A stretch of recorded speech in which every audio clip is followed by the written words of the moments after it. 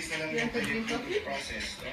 Bigyan natin siya ng tulong like giving antibiotics and some supplements.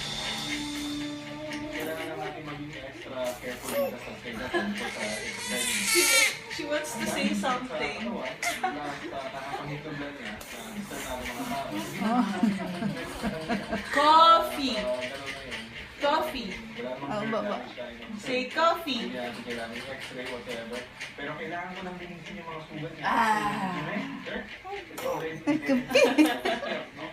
Coffee. Oh. Coffee. Coffee. Yun nga. Coffee. Coffee. Again. Coffee.